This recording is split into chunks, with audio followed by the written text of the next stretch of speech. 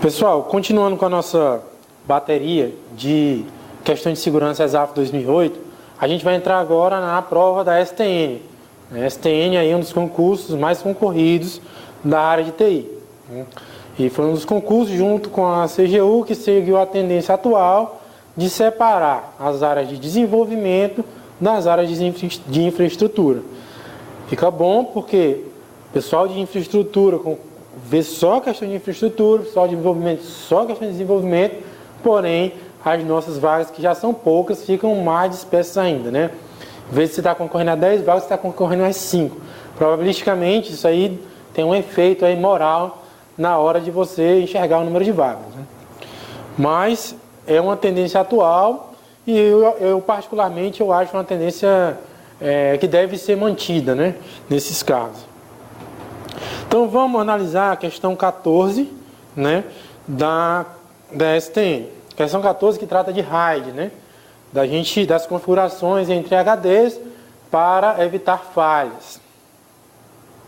Considere uma implementação de arrays redundantes de discos independentes. Isso daí seria a tradução do desenvolvimento da sigla RAID, né? Nível 5, para armazenamento de dados, na qual um bloco de paridade armazena a paridade para blocos no mesmo disco. Se ocorrer uma falha no disco, haverá. Então, pessoal, a gente vai falar de RAID aqui. A primeira coisa que a gente tem que ter em mente é o seguinte: RAID não recupera, ele não é uma técnica de backup, né? Não é uma técnica de recuperação de desastre. Ele é uma técnica de recuperação de falhas. Pequenas falhas, né? O RAID ele se encarrega de consertar. Um HD, por exemplo, que pifou, ele conserta, mas ele não dispensa o backup, que é um método de recuperação de desastre. A primeira coisa do RAID é uma recuperação de falhas. E aí a gente tem os RAIDs, né? Eu vou colocar aqui os RAIDs mais comuns. A gente tem o RAID 0, o RAID 1, tem o RAID 2 e o RAID 3, que nunca foram muito utilizados. Temos o RAID 4 e o RAID 5. E temos os outros RAIDs, né? RAID 6, que são combinações, né, desses RAIDs. O RAID 6 a gente pode até colocar também. RAID 0 mais 1, né, e assim por diante. O RAID 0, ele não tem redundância, né? Ou seja, é o chamado stripping. Ele não tem redundância, ele pega os HDs, transforma em um só, ele enxerga todos os HDs como se fosse um. Se tiver falha, não tem recuperação, porém a leitura dele é mais rápida, né? O RAID 1 é o espelhamento, ou seja, para cada HD eu tenho um HD gêmeo dele. Então a redundância é total, porém eu tenho mais custo, né? Porque eu tenho que comprar mais HDs, né? E a robustez ele é maior. O RAID 2 e o RAID 3 praticamente não são usados, né? No RAID 4,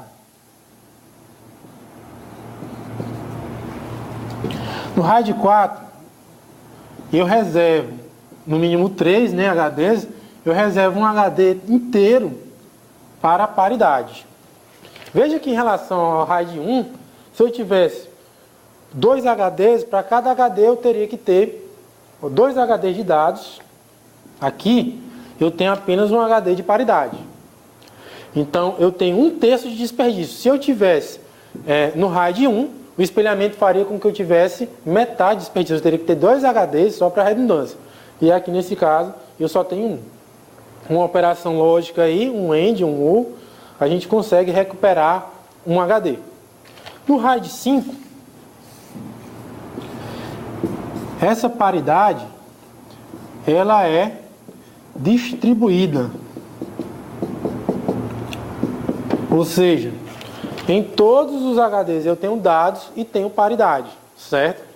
Tenho dados e tenho paridade. No RAID 6, ele tem um duplo fator de redundância.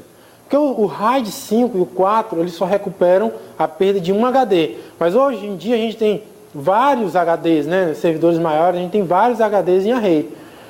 Então, a nossa necessidade de recuperar um HD passou a ser a necessidade de recuperar 2 HDs, devido ao nível de criticidade da nossa aplicação. Então, esse grau de redundância maior gera um overhead maior, e aí sim eu vou precisar de 2 HDs, ou seja, eu tenho que prever uma recuperação de falha de até 2 HDs do meu array. Ok? E aí a gente vai ter o RAID 6. Mas o que a gente quer representar daqui? No RAID 5, cada HD tem dados e paridade. E no RAID 4, a paridade ela é isolada, certo? Então vamos ler. Ele está dizendo que no RAID 5, né?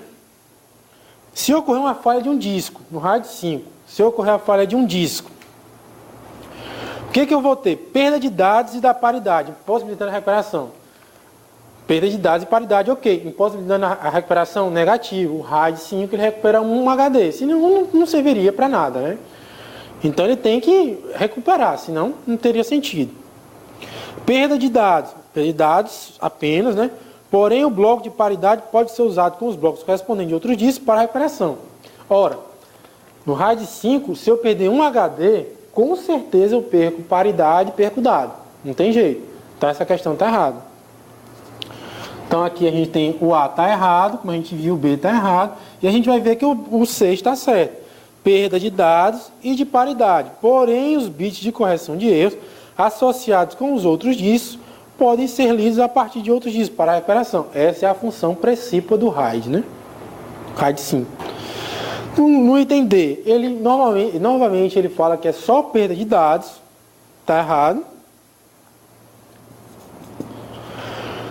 E no E também só perda de dados, está errado. Então, voltando ao nosso resuminho, RAID 5, perda de dados mais paridade, ok? Vamos agora aí para a questão da STN A27.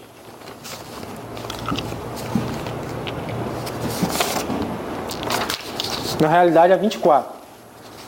Né? A chave de criptografia, mais uma vez, é uma questão de chave, né? A gente já viu o resuminho. A chave de criptografia, utilizada para verificar a autenticidade de um usuário destinatário de mensagens, é denominada chave. Pessoal, chave pública e chave privada não tem segredo. O problema todo é o jogo de português que o enunciado faz para confundir a cabeça de vocês. Alguns eles confundem tanto que chega a caber recurso, né? Então veja o que ele está falando. A chave de criptografia utilizada para verificar a autenticidade de um usuário destinatário, ou seja, qual chave eu aplico à minha mensagem agora, para que eu consiga garantir que só o destinatário que eu quero consiga acessar aquela mensagem. Se eu tivesse transformado o que ele está falando nessa frase que eu acabei de falar, ou seja, qual chave eu aplico aqui para que só o meu destinatário consiga ler, você mataria a questão. Porque você sabe que no algoritmo de chave assimétrica, né, a gente tem que aplicar aqui a chave pública do meu destinatário. Se eu aplicar a chave pública do meu destinatário à minha mensagem, ao enviar ao destinatário, somente ele vai poder ler. Por quê? Porque somente ele tem a chave privada correspondente. Porém, eu não... Veja a frase que ele falou, eu não tenho acesso, eu não aplico a chave privada dele. É uma operação que eu tenho que fazer e não ele. Na operação que eu tenho que fazer, eu só tenho acesso à chave pública. Portanto, mesmo ele fazendo todo esse jogo aí de mensagem, né, a gente vai ter a característica de que a chave pública do destinatário tem que ser aplicada à minha mensagem.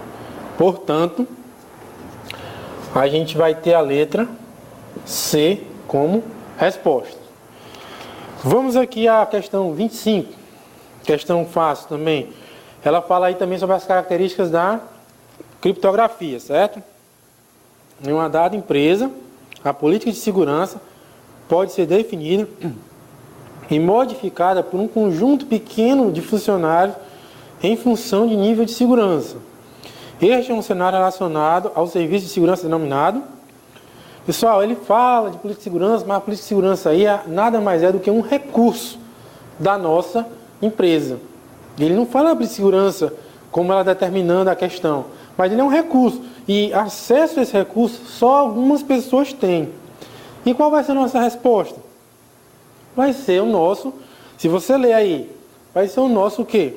Controle de acesso.